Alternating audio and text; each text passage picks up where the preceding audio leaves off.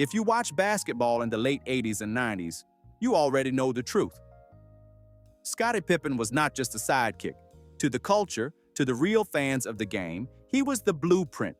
He was the prototype for the modern point forward, a 6'8" defensive menace who could guard all 5 positions, run the fast break like a point guard, and lock down the opposing team's best player without breaking a sweat.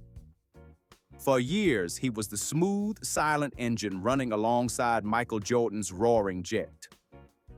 But the history books have a funny way of flattening out a man's legacy, reducing one of the most brilliant minds to ever touch a basketball into the permanent role of number 2. What makes his story so compelling is the sheer disrespect he had to swallow while building that dynasty. Let us look at the reality of his situation during the famous 1997 to 1998 season, the year they made their final title run. According to historical sports media salary archives, Pippen was the 6th highest-paid player on the Chicago Bulls. But it gets worse. In the entire league, he ranked 122nd, earning roughly $2.7 million. Television coverage at the time focused heavily on the glaring disrespect of those numbers. Reporters noted how surreal it was to watch a global icon step onto the hardwood, making less than role players on struggling teams. Why did management let that tension boil over so publicly? How does an organization look a man in the eye, ask him to guard the toughest matchups every single night, and then hand him a check that barely reflects a fraction of his worth? It created a bitter divide that poisoned the locker room long before the dynasty officially broke apart. It was a staggering contradiction. Just a couple of years earlier, in 1996, he had been honored as one of the 50 greatest players in NBA history, according to official league records. He had gold medals, multiple championship rings, and universal respect from his peers. Everyone on the floor knew exactly who he was. But to understand why a top 50 legend let himself get locked into a deal that paid him like a backup, you have to look past the bright lights of Chicago and head down to a small town in Arkansas, where a terrified kid was just trying to survive. Hamburg, Arkansas was not exactly a pipeline to the pros. It was a quiet, working-class mill town where real life had a habit of hitting hard and early. For the Pippen family, survival was the daily goal. The household was crowded, money was tight, and tragedy altered the course of their lives permanently. His father suffered a severe stroke that left him paralyzed and restricted to a wheelchair. Not long after, one of Scottie's older brothers was involved in an accident that also left him paralyzed. For a young man coming up in that house, the pressure to provide was immense and unspoken. There was no safety net. Basketball was an outlet, but it hardly looked like a career path. When he arrived on the campus of the University of Central Arkansas in the fall of 1983, he was not highly recruited. According to University Athletic Archives, he entered the school on a basic academic grant. He was barely 6 feet, 1 inch tall, and he kept his spot on the team by essentially working as the student equipment manager. He swept the floors, picked up the laundry, and handed out towels to the scholarship players. Reporters looking back at those early days noted at the time that absolutely nobody saw NBA greatness in the quiet, skinny kid folding uniforms. But then, the story took a wild turn. How does a literal towel boy suddenly become the most terrifying prospect in the country? Over the next couple of years, nature took over. He experienced a freak physical growth spurt, shooting up to 6 feet, 8 inches. Yet, because he had spent his formative years playing like a guard, he kept his ball handling skills, his court vision, and his quickness. He was suddenly a forward trapped in a point guard skill set, dominating his conference and turning the heads of professional scouts. By his senior year, the secret of the Arkansas walk-on was completely out. The hard work, the late nights in an empty gym, and the physical transformation had finally paid off. On June 22, 1987, his life changed forever. He was selected 5th overall in the draft by the Seattle Supersonics before being immediately traded to the Chicago Bulls, according to NBA draft records. Pippen had finally secured a guaranteed paycheck and the ability to take care of his struggling family, but the physical punishment waiting for him in the Eastern Conference would test exactly how much he was willing to endure. Stepping into the late 1980s NBA meant stepping into a physical war zone, and the Eastern Conference was the absolute roughest neighborhood in the league. When Pippen arrived in Chicago, he found himself under the intense, unforgiving wing of Michael Jordan, a leader who demanded perfection and had very little patience for rookies making mistakes. The Bulls were a rising force, but there was a massive, bruising obstacle standing directly in their path: the Detroit Pistons. The bad boys of Detroit practically built a physical wall to stop Chicago. They knew they could beat up Jordan, but they also figured out quickly that they needed to attack Scottie's psyche. They aimed to break the Bulls' system by intimidating the young forward. For a while, the strategy worked. Pippen was learning the ropes, taking hard fouls, and trying to figure out how to match the sheer violence of playoff basketball. The tension reached a defining breaking point in the spring of 1990. The Bulls had fought their way through a brutal series to force a winner-take-all game against Detroit. According to official game box scores from June 3, 1990, Pippen shot a dismal 1 for 10 from the field, scoring only 2 points in Game 7 of the Eastern Conference Finals. The collapse was shocking, but the explanation behind it became one of the most heavily debated moments of his career. According to his own account in post-game interviews and his later memoirs, Pippen suffered a severe migraine just before tip-off. It was a headache so blinding and intense that it completely ruined his vision. He told the staff he literally could not see the rim clearly enough to shoot. Major sports media reports at the time were utterly ruthless. Reporters noted the convenient timing of the illness and immediately questioned his heart on national television. Was it truly a random medical crisis, or had the immense pressure of the Detroit defense finally made him crack? Some sources argued he simply wilted when the lights were brightest, while others fiercely disputed it, pointing to the paralyzing reality of severe migraines. The label of being soft started to stick, creating a damaging narrative that tormented him in private. The media called him fragile, and the fans wondered if he had what it took to be a champion. But the Chicago front office looked at the fallout and saw an insecure, vulnerable young star who was now in the perfect frame of mind to sign the most disastrous, team-friendly contract in the history of the sport. The label of being fragile hung over his head, and the Chicago front office knew exactly how to use that insecurity to their advantage. General manager Jerry Krause was building a dynasty, and to do that, he needed elite talent at a deep discount. He looked at Scottie Pippen and saw a young man carrying the financial weight of his entire family. A man terrified of suffering a career-ending injury with nothing to fall back on. Pippen's father and brother were already in wheelchairs, and the fear of his own body giving out drove him to seek immediate ironclad security over long-term value. In 1991, he put his signature on a 7-year contract extension worth exactly $18 million, according to public NBA contract databases. At the time, $18 million sounded like generational wealth to a kid from rural Arkansas. But the length of the deal was a fatal flaw.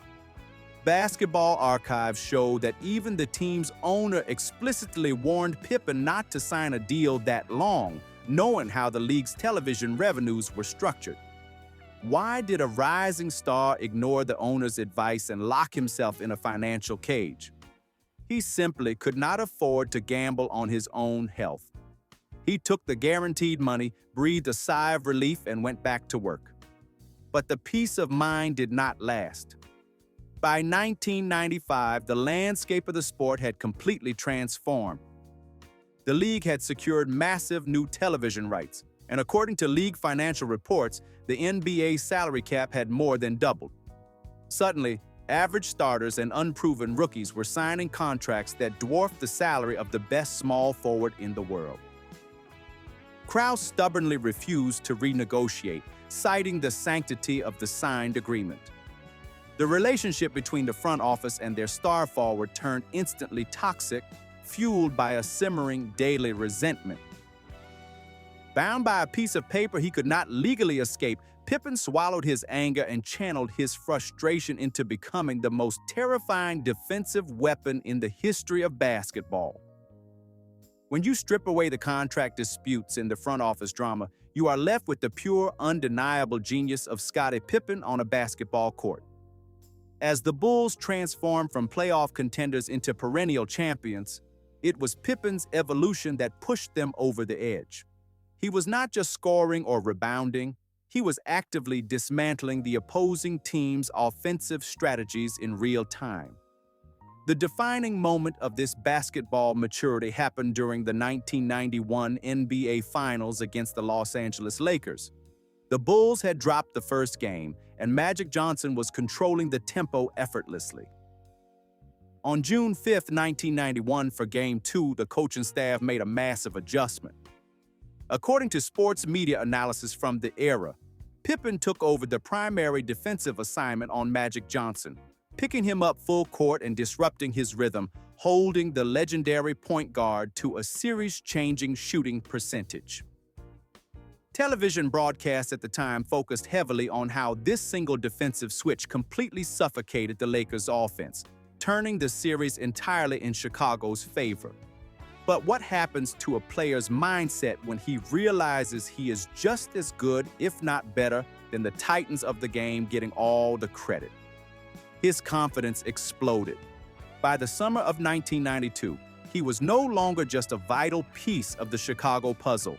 He was basketball royalty. According to Olympic historical archives, he started alongside Michael Jordan on the legendary Dream Team, winning a gold medal in Barcelona and showcasing his versatile, suffocating play style to the entire world. He stood shoulder to shoulder with Larry Bird, Magic Johnson, and Charles Barkley, proving to himself and the public that he was an absolute peer among giants.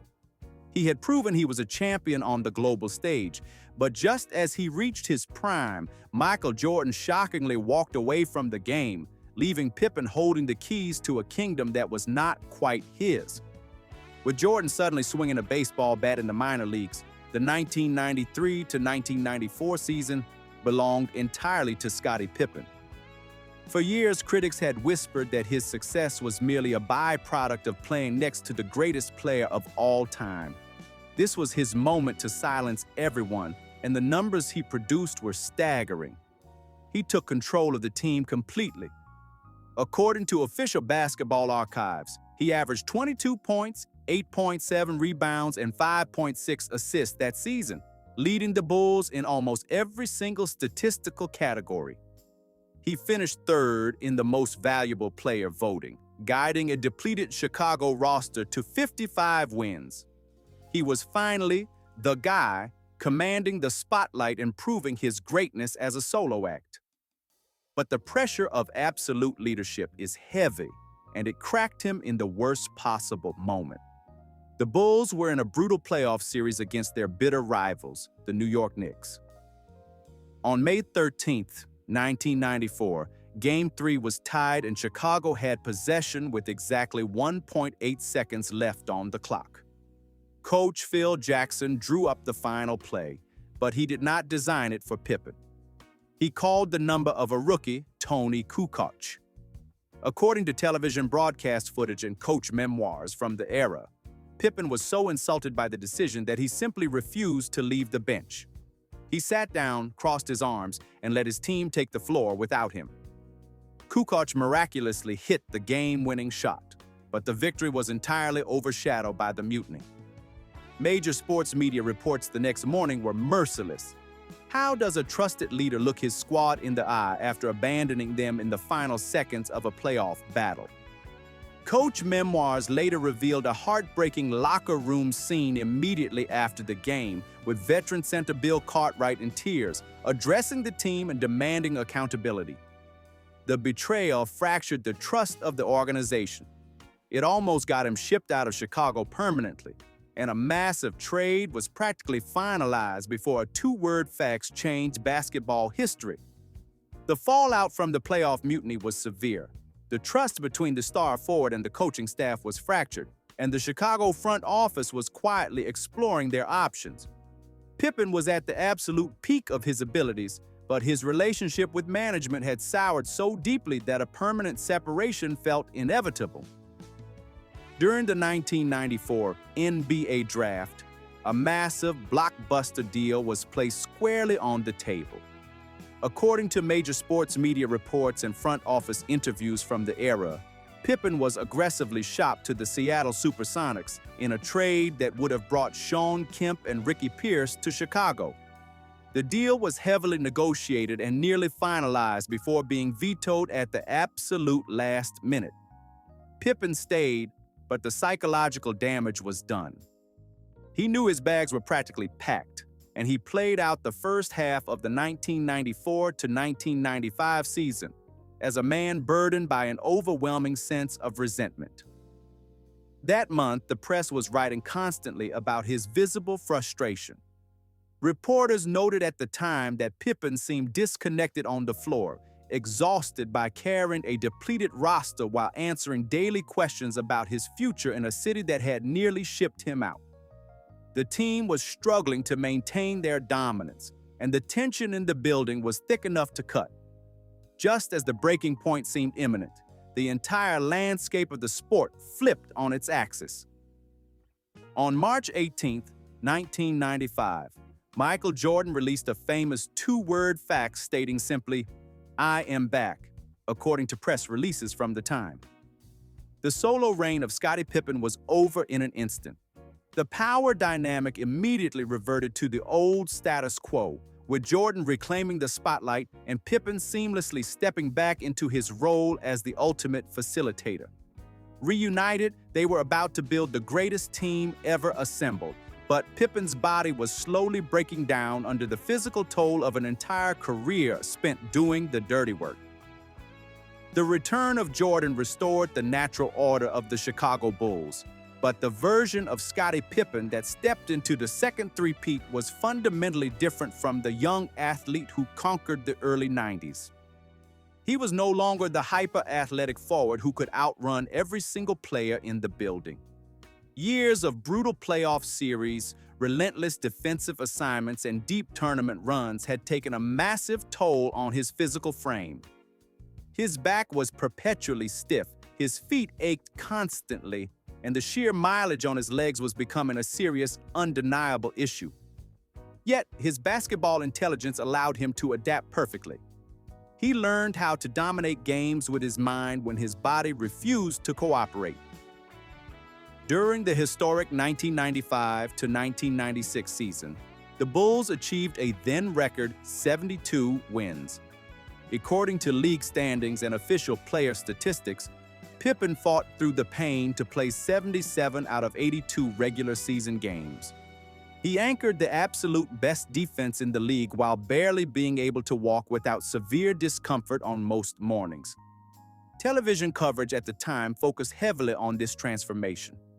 Analysts praised his evolution from a pure high-flying athlete into a tactical defensive genius who could anticipate the opponent's offensive schemes 2 steps before they actually happened. But the physical cost of that brilliance was terrifying to watch up close.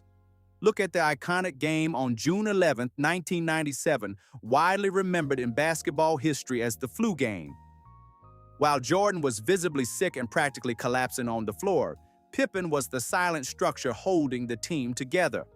According to official game logs, Pippen played 45 grueling minutes that night. He locked down the perimeter, kept the offense moving, and physically carried his exhausted teammate off the court when the final buzzer finally sounded. He was quite literally holding the dynasty up on his own failing joints. The rings kept coming, but as the 1997 season ended, Pippen made a calculated, spiteful medical decision that would infuriate the front office and paralyze the start of their final run. By the time the Bulls were preparing for what would become their final championship season, The relationship between Scottie Pippen and general manager Jerry Krause had deteriorated into open, bitter warfare. Pippen was completely exhausted, severely underpaid, and deeply resentful of management's constant public threats to dismantle the aging roster. He also had a ruptured tendon in his left foot that desperately requires surgery, an injury he had been managing quietly for months. Instead of getting the procedure done during the summer so he could be fully healed for training camp, he deliberately waited. According to medical updates in sports media, Pippen finally underwent surgery in October 1997, a timeline that guaranteed he would miss the first 35 games of the regular season. In interviews and later documentaries, he made his reasoning perfectly clear. He was not going to ruin his own summer rehabilitation time for an organization that refused to pay him his actual market value. The press instantly caught wind of the hostile standoff. Reporters noted at the time that the delay was a direct targeted strike against Jerry Krause, a way for Pippen to leverage his absence and force management to feel his true value to the team. The tension exploded publicly shortly after the season began. In November 1997, while still recovering and sitting on the bench in street clothes, Pippen loudly and officially demanded a trade from the Chicago Bulls, according to a televised locker room press conference transcript. He was actively daring the front office to pull the trigger. The stories leaking out of the locker room were staggering. By some accounts, he openly hurled insults at the general manager on the team bus and vowed never to play for the franchise again. Yet, the front office held firm, refusing to deal him. Pippen eventually swallowed his pride, returned to the court, and helped secure his sixth and final ring with a heroic postseason effort. With the championship secured and the dynasty officially dismantled in the aftermath, it was time for Scottie Pippen to finally get paid, even if it meant signing a massive new contract to wear a completely wrong jersey in the state of Texas. Leaving the Chicago Bulls meant leaving behind a dynasty, but it also meant that Scottie Pippen could finally step into the open market and command the financial respect he had been denied for an entire decade. The league was coming off a tense labor dispute, and when the dust settled, Pippen finally got his payday. According to public league transaction records, in January 1999, he was acquired by the Houston Rockets and signed to a massive 5-year contract worth $67.2 million. For the first time in his professional life, his paycheck actually matched his resume. The move was heavily hyped as the creation of a veteran superteam. Pippen was joining forces with Hakeem Olajuwon and Charles Barkley, forming a trio of absolute legends who were supposed to dominate the Western Conference. Reporters noted at the time that Houston was immediately viewed as a legitimate championship threat, a team stacked with Hall of Fame talent perfectly positioned for a deep playoff run. But the reality of throwing aging stars together rarely matches the fantasy drawn up on a whiteboard. The Houston experiment was a disaster almost from the opening tip. The roster lacked chemistry, the offense felt painfully slow, and the clashing personalities in the locker room quickly turned toxic. Pippen, who had spent his entire career operating in a highly disciplined, intensely demanding system under Phil Jackson and Michael Jordan, suddenly found himself surrounded by an entirely different culture. He grew visibly frustrated with the team's conditioning, and his anger zeroed in directly on Charles Barkley. According to press conference transcripts and public television interviews given by Pippen that year, he openly criticized Barkley's dedication, questioning his work ethic and his desire to win a championship. The tension between the two superstars fractured the team beyond repair. Two icons who had shared the global stage on the Dream Team were suddenly throwing bitter insults at each other through the press. How did two all-time greats turn on each other so aggressively in a matter of months? For Pippen, it came down to an absolute lack of patience for anything less than championship focus. He realized the situation in Texas was unsalvageable, and he demanded out. According to NBA trade archives, in October 1999, Pippen was traded away from Houston after playing exactly one 50-game season. Escaping Texas, he packed his bags and headed up to the Pacific Northwest, looking for one last real chance at a ring as the veteran leader of a fiercely talented roster famously known as the Jail Blazers. Landing in Portland gave Scottie Pippen exactly what he needed: a deep, incredibly talented team that just needed a quiet, commanding leader to pull them all together. The Trail Blazers were loaded with dynamic scorers and fierce defenders, but they were also a volatile, emotional group that frequently struggled to maintain their composure. Pippen stepped into the locker room not as the primary scoring option, but as the stabilizing veteran anchor. His impact was immediate and undeniable. The physical pain in his feet and back was still there, but his basketball intelligence elevated the entire roster. According to official league standings for the 1999-2000 season, Pippen helped lead the Blazers to 59 wins, securing the second-best record in the entire NBA. Television coverage at the time focused heavily on his transformation into an older, wiser floor general. Analysts marveled at how he controlled the tempo of games without having to score 25 points, quietly organizing the defense and putting players like Rasheed Wallace and Arvydas Sabonis into perfect positions to succeed. Portland looked like an absolute powerhouse, and they marched right into the Western Conference Finals to face the Los Angeles Lakers, led by the terrifying duo of Shaquille O'Neal and Kobe Bryant. The series was an absolute war, stretching to a winner-take-all Game 7 in Los Angeles. For 3 quarters, the Blazers executed a brilliant game plan, completely frustrating the Lakers and building a massive lead. But then, the momentum shifted in an incredibly painful way. According to historical game logs from June 4, 2000, the Trail Blazers suffered a catastrophic collapse, blowing a 15-point fourth-quarter lead and allowing the Lakers to advance to the finals. The loss was devastating. Pippen had been agonizingly close to proving he could guide a team to a championship entirely on his own, without the shadow of his former legendary teammate hanging over him. The window for a 7th ring slammed permanently shut that night in Los Angeles. He spent 3 more years in Portland providing veteran minutes, but his body was rapidly failing him.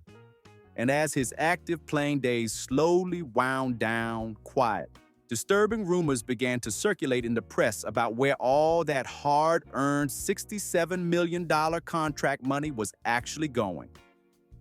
The final days of a legendary career are rarely glamorous. After his run in Portland concluded, Pippen made a brief, highly sentimental return to the franchise where he built his legacy. According to major sports media reports, on July 20th, 2003, he signed a 2-year, $10 million contract to finish his playing days with the Chicago Bulls. But the reunion was purely ceremonial. His body simply could not handle the rigors of an NBA schedule anymore. Lingering injuries severely limited his availability, and he managed to play in only 23 games that season. Realizing the physical toll was finally too much to overcome, he stepped away.